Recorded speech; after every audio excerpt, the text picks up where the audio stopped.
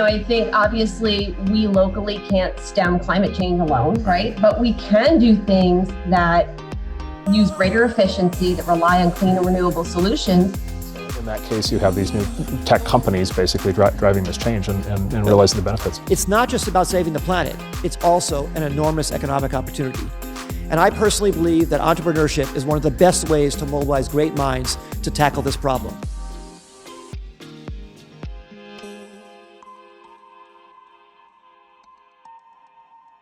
This is Opportunity Miami, a show about the entrepreneurs, civic leaders, and innovators who are solving the issues that will define Miami's economic future. I'm your host, Matt Hagman.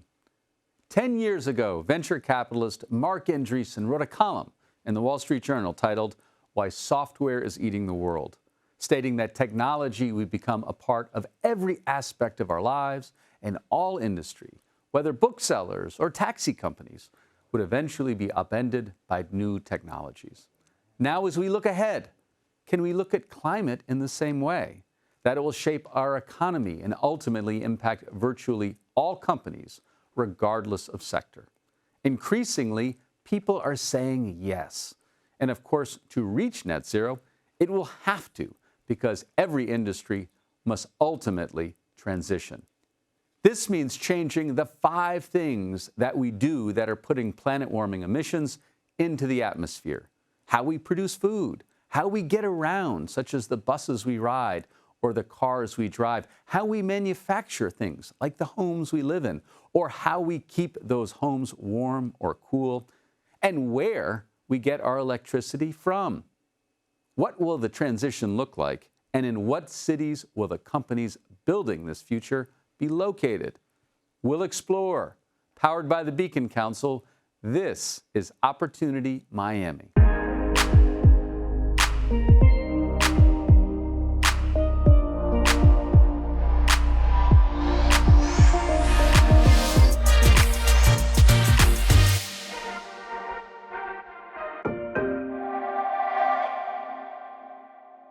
Alongside his wife, Crystal, Chris Sacca grew Lowercarbon Capital, known for its investments in early-stage tech companies like Twitter, Uber, Instagram, and Stripe, into one of history's most successful funds ever.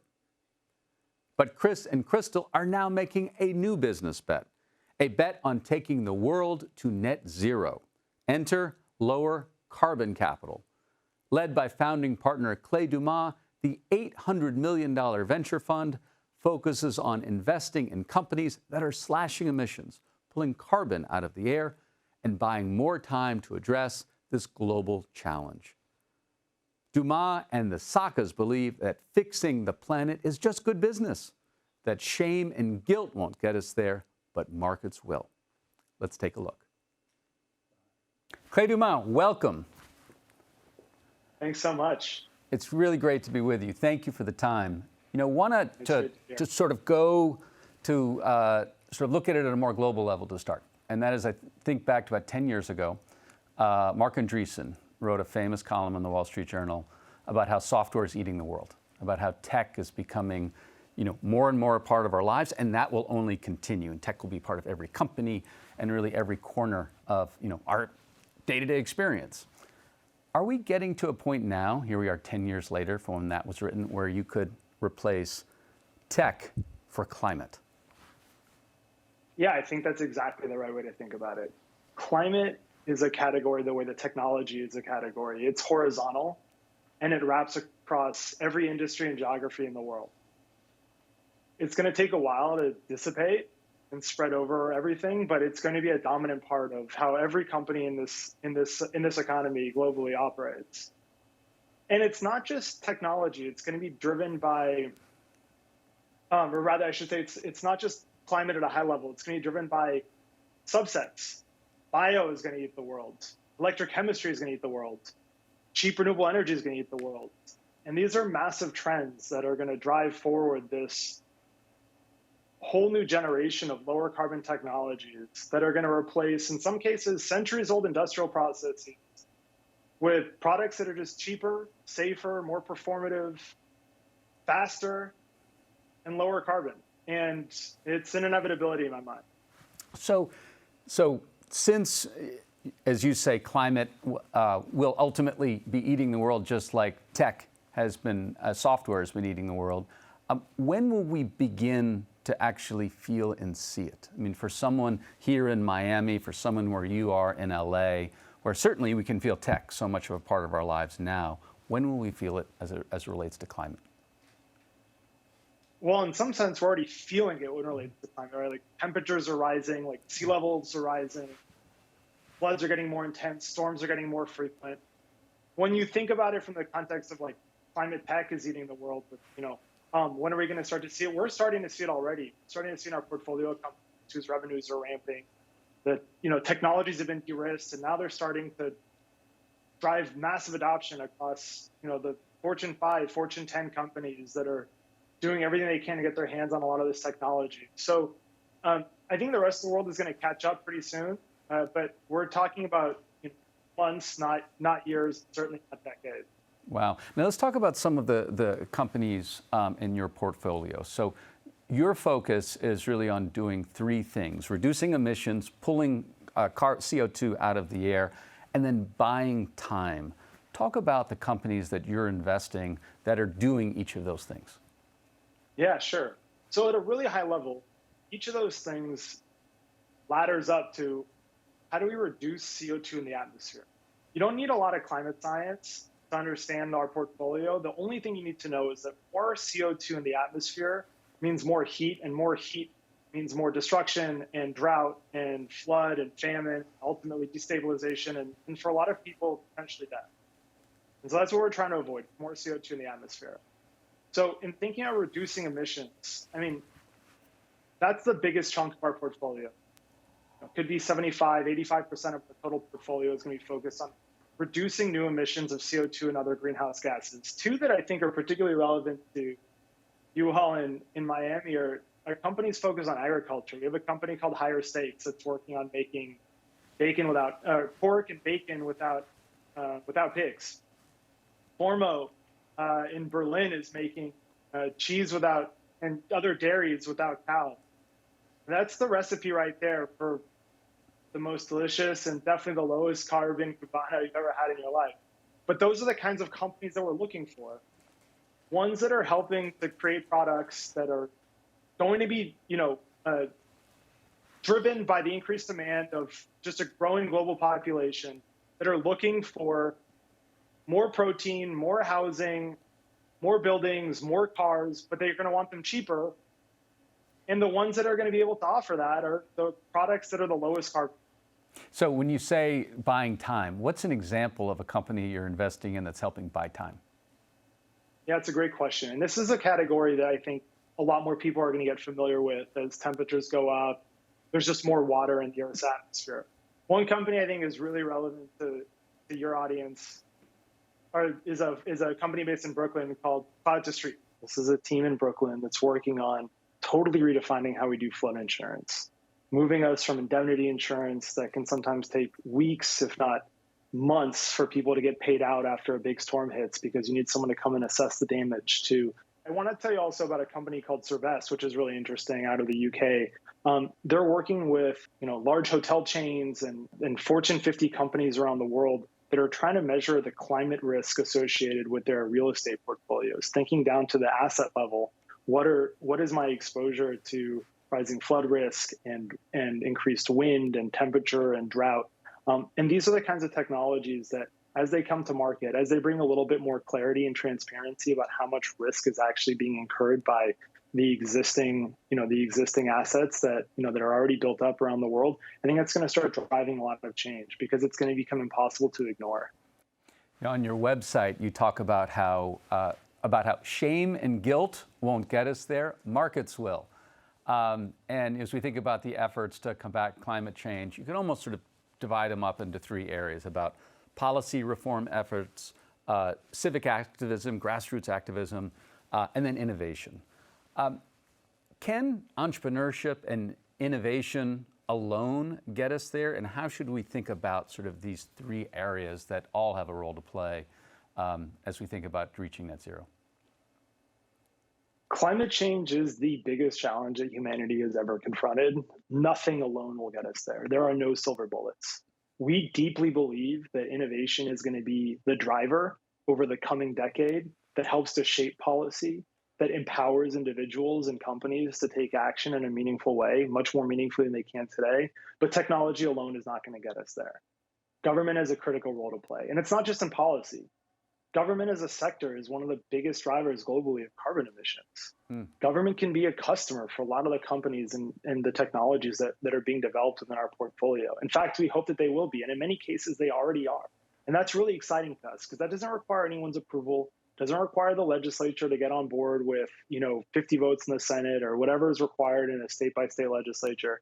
It just requires the government to realize that operating an electric fleet of cars is going to be cheaper and require a lot less maintenance and lower OPEX than continuing to burn, gasoline and diesel. And as they start to make that recognition, I think the transition will happen pretty quickly. So that's the very first thing for anyone working in government from the municipal to the federal level to realize is that the biggest lever is sitting right there in front of you. It's in procurement, and that's a critical one. But policy can be a multiplier of all this. So what that means, is that we need activists to keep doing their work. We need governments to pay attention, to procure a lot of these technologies, to change policy. But the most important thing, and I think to me, the one that's most empowering, is we need people to come work in these companies and in these fields. Yeah. What we believe deeply, and it's part of the reason we started Lowercarbon in the first place, is that investing in climate tech is going to be one of the top returning asset classes of the next few decades. It's going to totally transform the entire global economy. And what that means is that for investors, as well as, as employees and people that want to go start companies, this is an amazing place to get started and get started now. And, part of this is a recognition that this is where the opportunity is. It's also the fact that if every industrious, hardworking, and creative person that and I know isn't working on climate in a decade or so, we're not going to get there because the problem's too big. So what is the Mr. Burns test, and why is it so important? Yeah, the Mr. Burns test is pretty straightforward, actually. If anyone, for anyone who's ever watched The Simpsons, Mr. Burns is sort of the greedy old man who's only ever looking after himself and figuring out how he's gonna profit from a situation. When we think about climate, and this is true in a lot of our companies. I'll give you a few examples, but we think about companies and business models that pass the Mr. Burns test. That is, if a customer came along and they did not care one iota about the impact on climate, but they were just looking after their own pocketbooks, would they be a customer of this product? And that's what's, I think, unlocked in this newest wave of climate tech. Let's talk about places that are going to build these carbon neutral companies. Obviously in tech, there are primary centers of innovation, of course, Silicon Valley and San Francisco, leading, being atop that list globally. But as we think about climate tech, have there been and by the way, as it relates to tech, of course, lots of other cities have tried to establish themselves as centers of innovation. LA, Miami, there's been an effort here, and certainly during COVID, there's been, we've gone through. Sure, very high profile one. You bet, a very high profile one. As we think around climate tech, has any place distinguished itself as one of the places where carbon neutral companies are being built? One of the things I love is that there is not one place. It's happening all over the world. San Francisco and the Bay Area or California definitely do not have a monopoly on climate talent. And part of the reason is because the things that are driving climate tech companies to be formed are proximity to basic research universities, proximity to the talent and the talent pools that are going to enable these new technologies to flourish. A lot of it comes down to culture. Where are the places where sustainability is deeply ingrained in how people live their daily lives? And then obviously you can't ignore the fact that rules and regulation play a role in all of this. So one of the things that I love about our portfolio is that even our US-based portfolio is scattered all across the country. We have companies with deep operations in Kansas and the heartland. We have a few companies based in Wyoming, which people don't necessarily think of as the heart of climate tech operations, and in Alaska and all the way in Portland, Maine. But we also have a big footprint in Europe, in Paris and London, and we have a company based in Mumbai, India, and Singapore, and we have companies that are starting to operate in sub-Saharan Africa. one company based in Nairobi. And that's really exciting to us because it shows, I think, where we started this conversation, that climate is eating the world. Every single industry and geography on this planet is going to be touched by these types of companies. So for places that aspire to be places where carbon neutral companies of the future are built, what would you recommend that they do?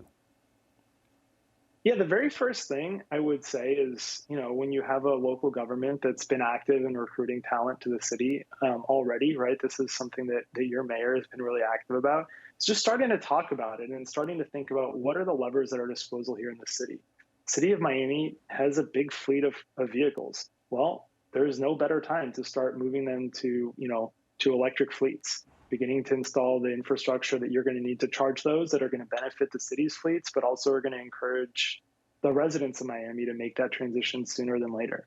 That's really important. And there's a whole type, we have companies, I can't actually talk very much about them today, but that are working on new technologies for building materials, using electricity to make cement or electricity to make steel, instead of having to use giant ovens the way that we've traditionally done this since the dawn of the Industrial Revolution, or developing super trees that are more useful as building materials because they have more nickel and copper content.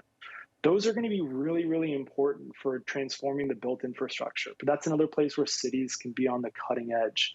When Miami's thinking about, hey, we're going to start raising the sidewalks because we're getting a little bit more water during our rainy season. Or, even as you're, building out new construction, thinking about the materials that you use that can be more efficient. So that's really, really important.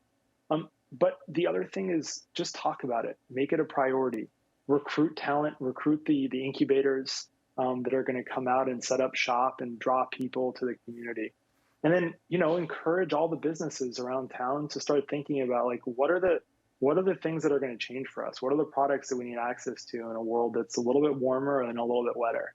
And I think just making that part of the conversation, I think crypto obviously is a huge opportunity. It's something we hear a lot about from Miami, but, in the same breath, like, let's talk about climate and start to think about, how a city like Miami, which in a lot of ways is on the very front lines of what could be a catastrophic set of consequences from climate change, can actually be in a position to lead the charge and, show the world what it looks like to take the challenge head on and prepare itself. Yeah, I mean, some people have said here that really lean into the challenge in front of us, and the fact that Miami is such among the most threatened coastal cities to sea level rise. Lean into that, and really try to look at Miami, try to position Miami as a test bed for the newest innovations and ideas. Does that make sense to you? Yeah, absolutely. I mean, look, it's either that or retreat. And I don't know a lot about Miami, but I know enough that the people I've met who are from there don't seem like the type to retreat and retrench. And so I think that means that you really have to begin to invest in the technology to restore coastlines, as well as the technology that's going to help you assess, like, the degree of climate risk and how soon it's coming, and the types of, the steps that you're going to need to take to begin to prepare your infrastructure, and the people who live there for the changes that are inevitably coming. So green jobs. As we, two questions. One, what will, as we continue this transition, what will those green jobs be? But second question, should we even be using the term green jobs? Because after all, if we're going to transition our entire economy to one that's net zero, aren't all jobs green? Yeah, I mean, fundamentally, one of our theses is that all jobs over time will become green. And if they don't, it's because we've failed. And that will be terrible for the planet, but it'll also leave a lot of people worse off. One of the things that we're already seeing, if you take a look at some of the classic oil and gas industry jobs, the green versions of those jobs use the same tools, a lot of the same techniques, and the same talent that's been doing those jobs for decades can seamlessly transition into a lot of these new industries. The only difference is that they're going to be better paid, and those jobs are going to be around for longer. That's really encouraging. They also need people that are working on AI and machine learning. They need people that are working on, in some cases, blockchains. They need people that are working on business development and sales and hiring. And so all those skills that, are really useful in other companies are going to be just as useful, if not more so, in the context of climate tech. And that's, I think that's a transition that we're starting to see already. And that's part of the reason why the sector is booming right now. So very quickly, want to run two scenarios by you. You're sitting with an elected leader here in Miami. What would you say to that person? I would say you can't sugarcoat this anymore. You have to square up with people with the consequences that are coming, and you have to be honest about the fact that it's going to be very challenging for a lot of people in the city of Miami. But at the same time, this is a huge opportunity to assert not just leadership here in America, but global leadership about what it means to transition and to grow your city and your community in the face of climate change. And this is really important. I think so much of how we talk about climate is focused on the guilt and the shame. It's focused on the gloom and doom and how everything is going to get worse. And what we see in our portfolio is the exact opposite of that. We can have a more plentiful, a more abundant life for the growing population of people around the world. It's going to require some change, but those changes are going to make our lives better. But we need to seize that opportunity. We need to encourage innovation, encourage adoption of those innovations. So if Miami can be on the front end of that and help drive those forward and pull some of the technology forward, that's going to be transformative for the residents of Miami, but it's also going to be a big shot in the arm to people in coastal communities around the world about what's possible in the future.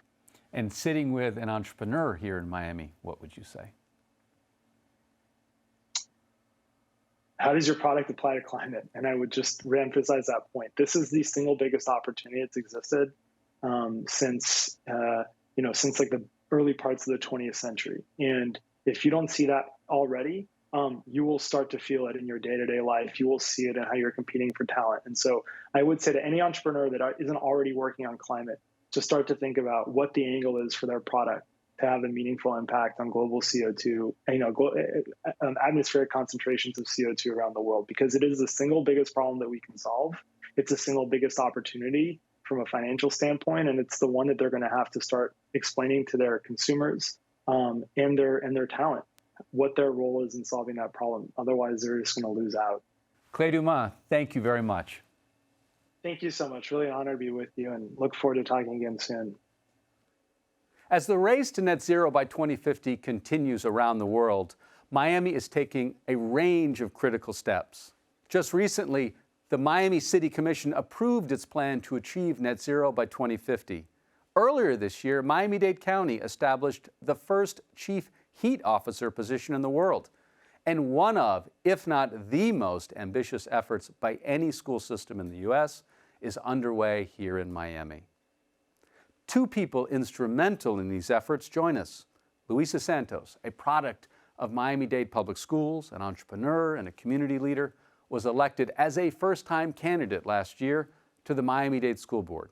Within 6 months on the board, she proposed the ambitious plan to transition the school system to clean energy in just 8 years. And Jane Gilbert, as the former Chief Resiliency Officer at the City of Miami, became the world's first Chief Heat Officer at Miami-Dade County earlier this year, and is also chairing the task force to turn the Miami-Dade School Board's groundbreaking resolution into reality. Luisa Santos, Jane Gilbert, welcome. Thanks. Luisa, it was last year that as a first-time candidate, you were almost exactly a year ago. Yes. As a first-time candidate, you were elected to the Miami-Dade County School Board. Previously an entrepreneur, by the way, a product of the Miami-Dade Public Schools, and community leader.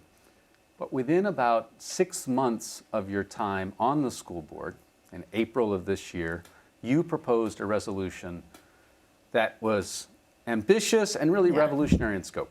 That is, not by 2050, but by 2030, in just 8 years from now, to turn the fourth largest school district in the country into one that's powered by clean energy. What prompted you, in a role where you're focused on educating kids, what prompted you to focus on clean energy and sustainability? The class of 2030 did. Those are our students who are third graders today who have been working and demanding better of our leaders. And so as a newly elected leader, I really was just listening to my community and knowing the urgency of what it means to have third graders whose future I want to be livable in this city that they've grown up in and love. And so it is our duty to keep students in a safe learning environment, and we get to do that if we lower, carbon emissions as a district. And our commitment to clean energy really is to ensure that our students have the future we want for them. So it is driven by students, and it's, I have to say, built on the work of a lot of organizations who have been demanding this of our school district for a long time. And I was able to meet the opportunity with the right, platform, and it's triggered all this incredible work that has brought amazing people together to really figure out how we meet that very lofty goal. Now, Jane, of course, your background, former Chief Resiliency Officer at the City of Miami. We're going to talk more about your role as the world's first Chief Heat Officer, as the Chief Heat Officer at Miami-Dade County. But in addition, if all of that wasn't enough, you're now chairing the task force to turn this resolution into reality. Give us a sense of where does it stand right now as the work of the task force is underway, and what's ahead? Yeah, so just to give a sense of how ambitious this goal is, there are only 2 other large school districts that have committed to clean energy goals that I know of. One is Seattle, which is committed to 100% clean energy by 2040. And the other is Los Angeles School District, which is the 2nd largest school district in the country, which has committed to 100% clean electricity by 2030, and then bringing along their transportation sector by 2040. So this is the most ambitious goal that we know of. And we are, as you mentioned, the 4th largest school district in the country. We have 350 schools, roughly, or 392 schools, I think. Anyway, 392 schools. 86% of the energy used in the school district is in buildings, and the rest is from our fleet, largely school buses, 1,200 school buses. So this is a major conversion. Awesome. We have this task force that's made up of both leaders throughout the community, private sector, public sector, myself, and Jim Murley, who's the Chief Resilience Officer for the county, are also serving on it, as well as from community-based organizations, but all great experts in various fields of solar energy, architects, energy efficiency, general sustainability. So we're going to be presenting a draft of this report as early as December 15th to the school board.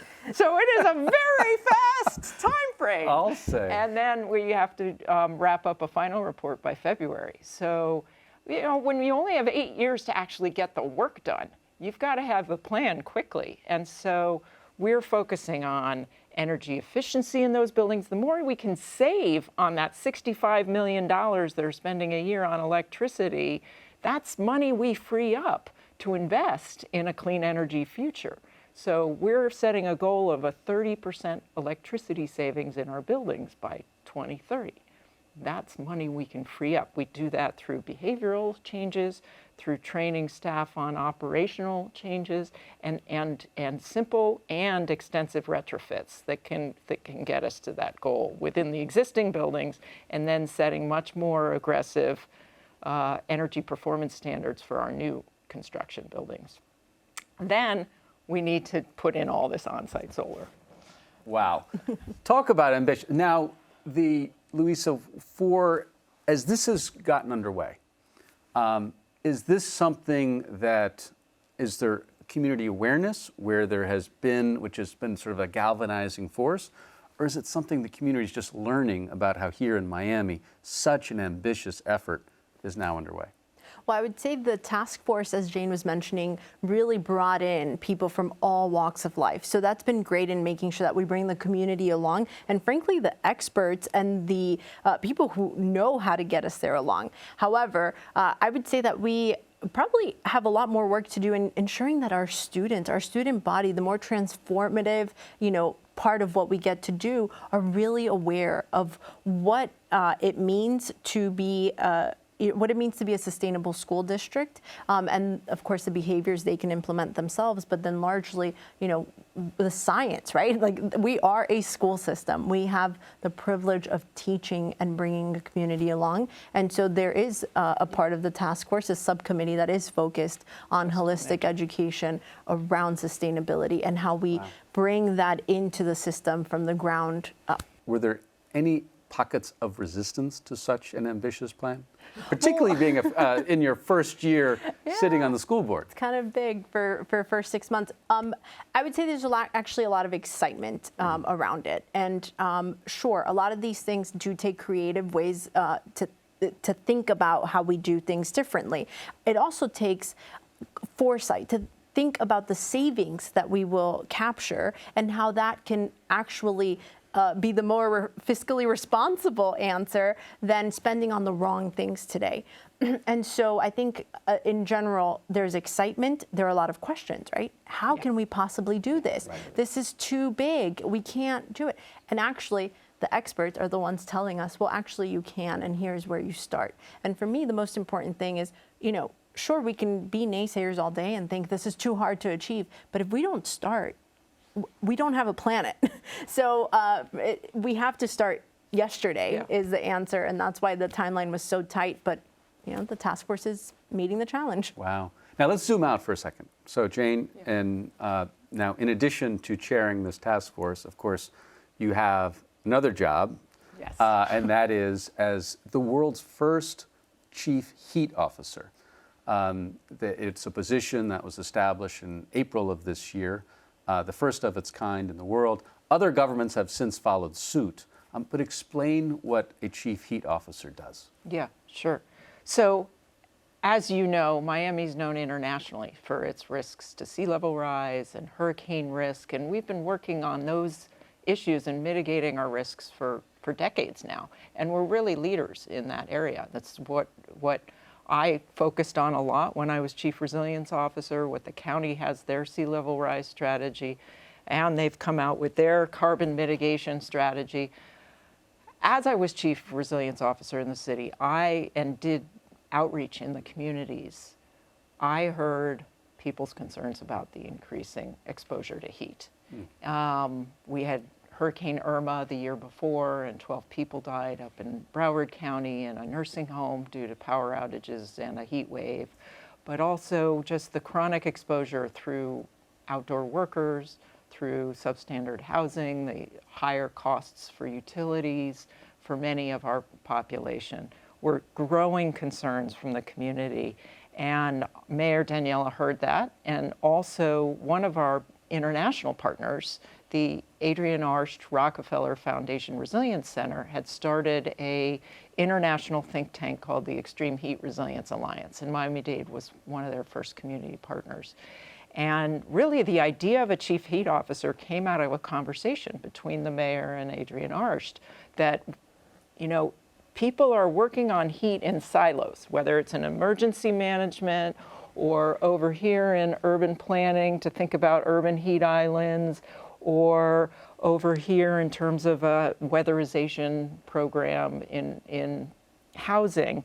But no one's thinking of it across the board and waking up every day and saying, how do we protect people from increasing extreme heat?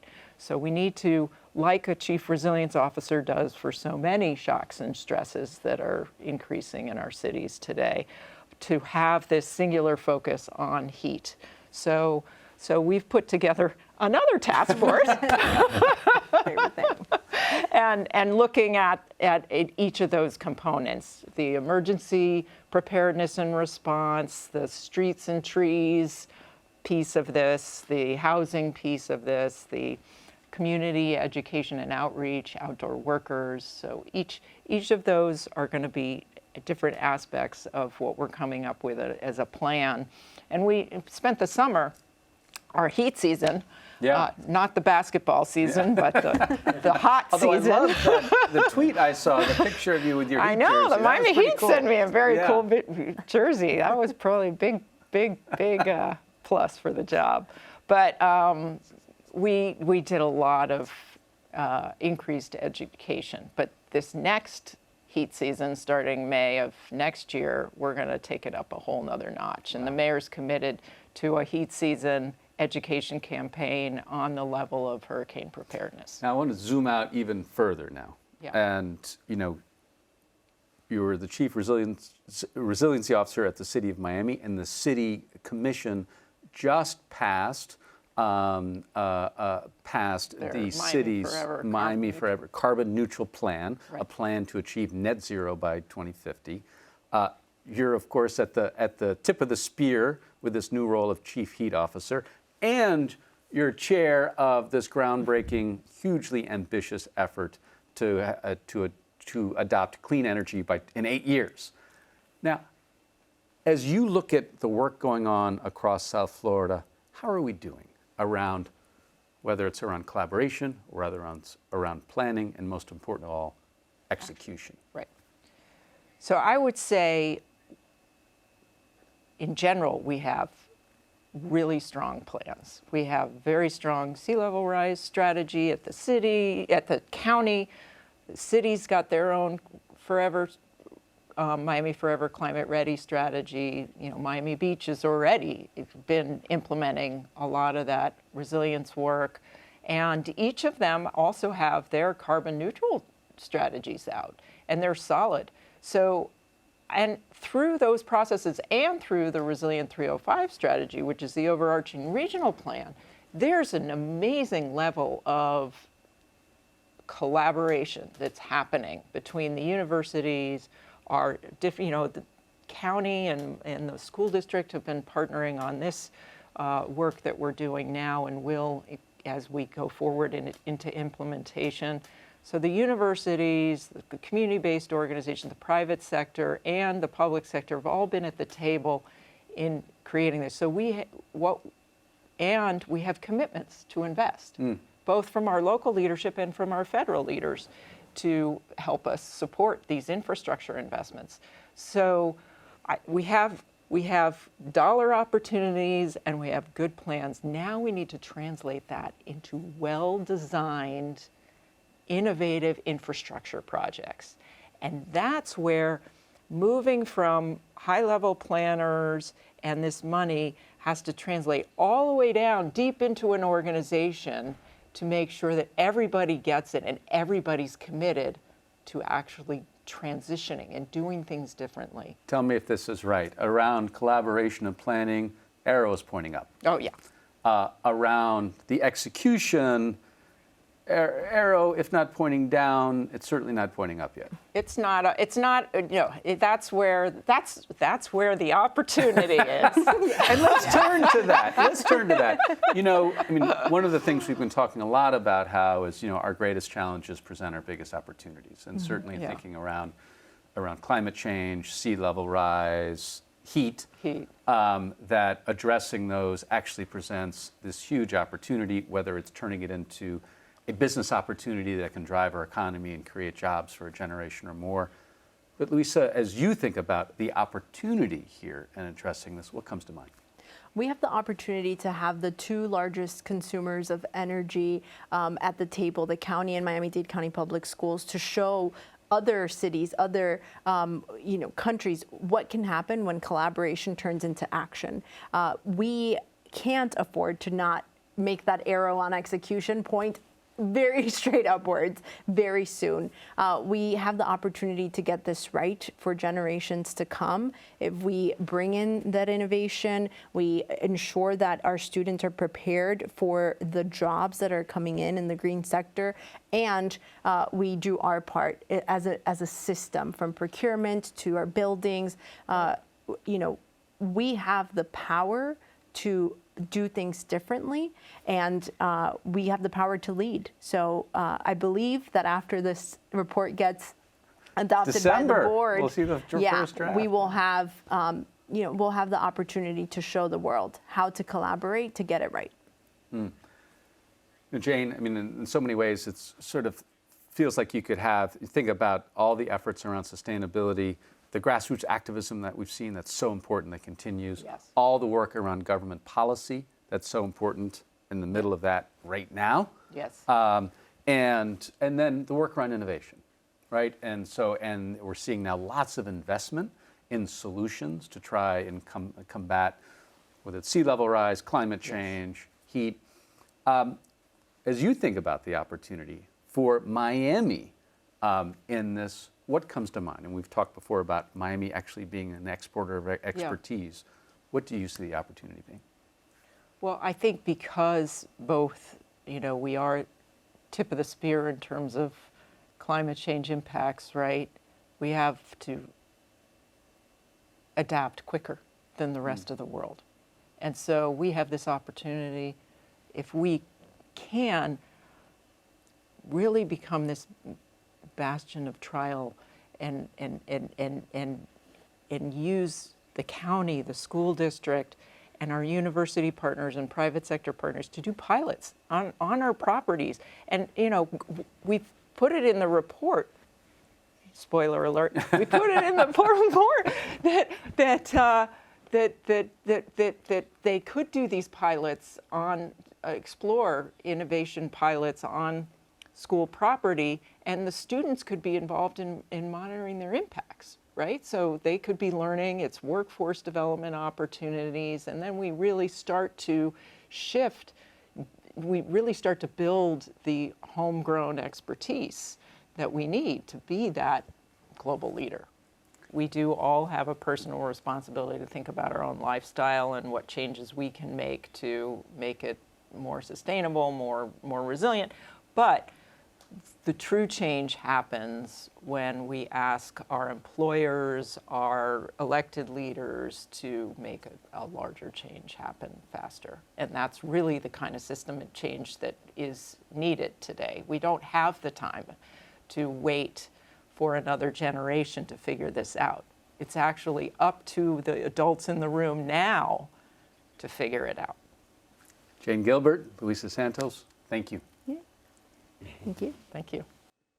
Thank you to all of our guests, and thank you for joining us for today's episode. We are seeing new climate tech companies emerge in cities all over the globe, but there will likely be specific places that distinguish themselves as climate tech innovation hubs. And it's not hard to see Miami as one such place. Getting there requires putting climate at the forefront of everything we do, just as we think about technology today. As always, we want to hear from you. Be sure to visit our social channels and subscribe to our newsletter at our website. And we'll see you next time on Opportunity Miami.